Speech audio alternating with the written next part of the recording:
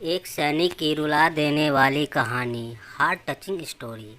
एक सैनिक जो युद्ध करने के लिए दूसरे देश चला जाता है, उसके घर वालों को पल पल की खबर नहीं पहुंच पा रहा था। उसके घर वालों भी बहुत चिंतित रहता था। न जाने क्या होगा हमारे बेटे के साथ। वे लोग अखबार आदि के माध्यम से इधर उधर की और युद्ध की खबरें जानने का प्रयास करते रहते थे। तकरीबन 3 महीने बाद अखबार में आया, युद्ध अब समाप्त हो गई है। घर वालों को आशा था कि अब युद्ध समाप्त हो गया है तो मेरा बेटा अगर जीवित होगा तो हमें कांटेक्ट करेगा, फ़ोन करेगा। 2 दिन बाद एक कॉल आया। घर वाला फ़ोन उठाए, लाइन पर बेटा था। घर वाले निश्चिंत हो गए, चलो मेरा बेटा सुरक्षित है। बहुत प्रसन्न हुए। सैनिक बेटा भी घर की हालचाल लेने लगा। सैनिक बोलता है, माँ, मेरा एक दोस्त है जो मेरे ही साथ रहता है। मैं उससे अपने साथ घर लाना चाहता हूँ। घर वालों अत्यधिक प्रसन्न थे। जल्दी में बोले, हाँ हाँ ठीक है बेटा, उसे भी अपने साथ ले आओ।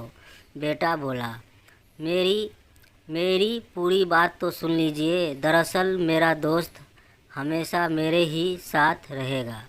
घर वाले बात को काटते हुए बोले, हाँ हाँ ठीक है, हमें कोई परेशानी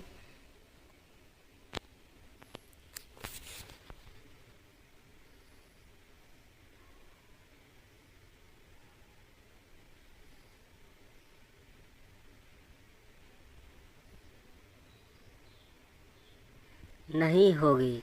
उसे भी अपने साथ घर ले आओ। बेटा बोला, मेरी पूरी बात तो सुन लीजिए। एक बम विस्फोट में उसके एक हाथ और एक पैर नहीं रहे। घर वाले शांत और चिंतित आवाज़ में बोले, बेटा कहाँ हो, हमारे साथ रह पाएगा? क्यों लेकर आ रहे हो? उसे अपने साथ मत लाओ, हम बीच बीच में मदद भेज देंगे।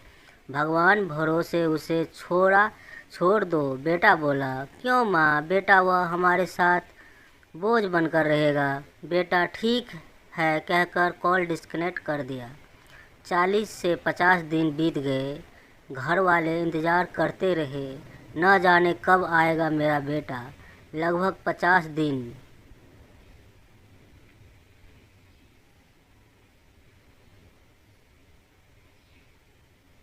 बाद घर पे कॉल आया कि उसका बेटा अब नहीं रहा।